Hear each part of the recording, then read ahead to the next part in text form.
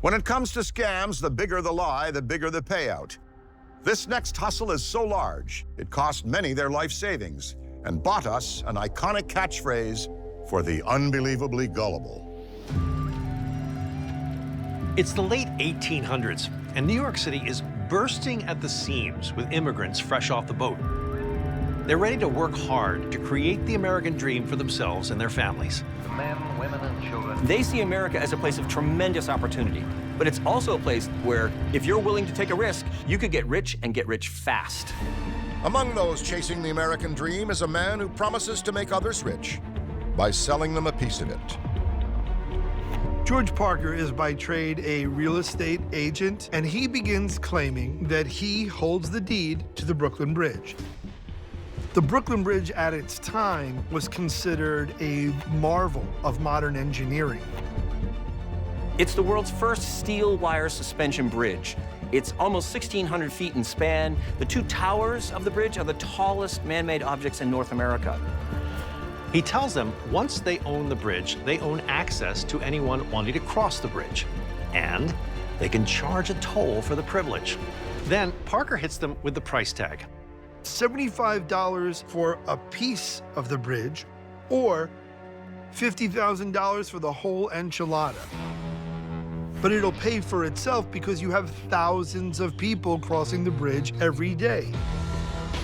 After reaching an agreement, Parker hands over an official-looking deed, only for buyers to face a rude awakening when they try to cash in. When they attempt to put up toll booths, the police arrive and they shut it down. In fact, some of them end up in jail because what they're doing is illegal. You see, Parker does not own the Brooklyn Bridge. The city of New York owns it. These folks paid in cash. They're out all the money they gave to Parker. Ultimately, Parker sells the Brooklyn Bridge a whopping 4,160 times. 20 years, $1 million, and thousands of fake deeds later, police finally shut Parker down. Parker is convicted and sentenced to serve in Sing Sing. He dies in prison 8 years later, but at least it's said by the prison guards and fellow inmates, they never tired of his stories. Fool me once, shame on you. Fool me 4,160 times, and have I got a bridge to sell you. But this brand of bold-faced scamming is not just an American tradition. In 1925, sitting in a hotel room in Paris, there's a very dapper gentleman by the name of Victor Lustig. And he's reading the paper and he realizes that there's a big hubbub about the Eiffel Tower. This tower, which was constructed in 1889 for the Paris World's Fair, was only supposed to be up for about 20 years. But it succeeded that time by an additional 15 years, and now it started to fall into disrepair. The metal beams that make up the tower, because it's made out of iron, are constantly rusting, and in order to maintain upkeep, it's costing the taxpayers and friends beaucoup bucks. Where others see challenges, Victor Lustig sees dollar signs. Lustig knows there's a lot of money to be made in scrap metal. And there's a lot of scrap metal in the Eiffel Tower. So he gets this idea. At 7,000 metric tons of iron, he thinks, what if I can sell the Eiffel Tower to some scrap metal dealers in Paris? What a brilliant idea. Lustig hires a professional counterfeiter to make very official-looking stationery with the city of Paris's seal on it. He also has business cards made up, calling himself a government official. Then Lustig invites the city's top scrap metal dealers to bid on the tower. He tells them that they are being given a secret opportunity to capitalize on this, but that their discretion is of the utmost importance. The tower is going down, but shh, the public doesn't know about it yet, so that's why you got to keep this on the hush-hush for now. While there are half dozen men vying for the gig, Lustig has got his sights set on André Poisson, who is an up-and-comer in the scrap metal industry and wants to make a name for himself. Lustig takes Poisson aside in his confidence and says he'll give the bid to whomever makes it worth his while. Hint, hint. Now, the price tag that Lustig has set is steep. $1 million to take down the tower and to sell this 7,000 plus tons of scrap metal. But Poisson decides that it's worth it. After handing over the money, Poisson reaches out to Lustig for the contract and is met with radio silence. For days, Poisson tries to reach Lustig with no success. It's only when Poisson sees in the newspaper that the tower is staying put that he realizes he's been duped. But who's he gonna tell? He's too embarrassed to go public and say, I just got all this money stolen from me in this ruse, because again, he's trying to make a name for himself. So he says nothing. As for Lustig, he gets greedy, gives the con another go.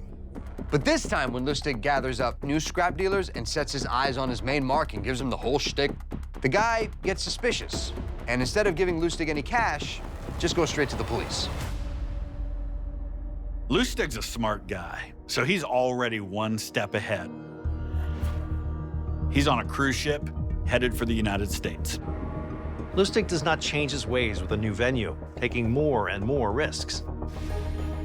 Amazingly, this guy bounces in and out of trouble. He's arrested 40 times and either escapes or doesn't get prosecuted until the FBI caught him for counterfeiting and sentenced him to 20 years in prison in Alcatraz. Today, we often hear about Nepo babies, children of celebrities who navigate the world with a little extra help from their famous parents. But this trend is not exactly new. In the late 1900s, being the child of the well-known and wealthy could open many a door and quite a few wallets. 1897 in Cleveland, Ohio, it is really the Gilded Age. It is the time of the haves and the have-nots. One of the ultra-haves is railroad magnate Andrew Carnegie, who through his holdings in steel, oil, railroads, has amassed a fortune that makes him the richest man in the world. So when a demure but intense young woman walks into a Cleveland bank and hands the banker a promissory note from none other than Andrew Carnegie, he takes notice. The young woman says her name is Cassie Chadwick, and she claims to be the great philanthropist's illegitimate daughter.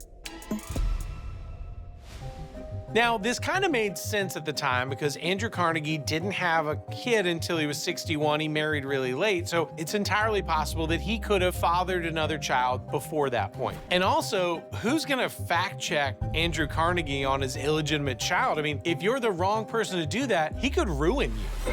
Because she has this promissory note, banks, shopkeepers, wealthy and prominent individuals open up checkbooks and their homes and their shops to this person.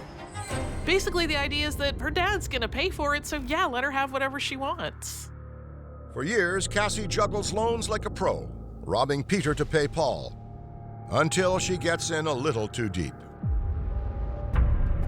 It all comes to a head in late 1904 when Cassie is unable to repay a very large loan, $200,000. The loan was actually given to her by Herbie Newton, a Boston banker, and it actually came from his personal money, not the bank. So now he is really mad. He brings a suit against Cassie, which is going to bring her carefully constructed facade crumbling down. When the police go to Andrew Carnegie, he says, I've never heard of this person, and I haven't written a promissory note in 30 years. It turns out Cassie isn't who she says she is. Her real name is Elizabeth Betty Bigley. She's a grifter from Canada, and she has been conning people since she was 13 years old. She, at one point, runs a brothel. She later poses as a psychic to the rich. She marries 6 times to increasingly wealthy men. One of these marriages lasts only 12 days. Now, it's hard to know exactly how much money she stole in her endeavors, but most people think it's roughly $650,000, which in today's money is about $25 million. Cassie's arrested in 1905 and convicted on 7 counts of conspiracy against the government. Her trial becomes a national sensation. Andrew Carnegie himself even attends in person.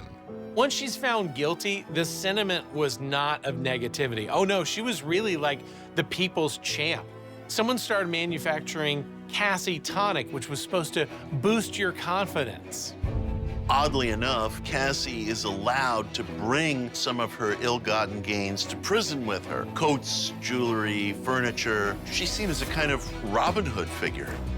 As a footnote to this story, Carnegie actually pays the debts of some of the people defrauded in Cleveland, which has led people to speculate that there may have been more of a connection between Carnegie and Cassie than we were led to believe.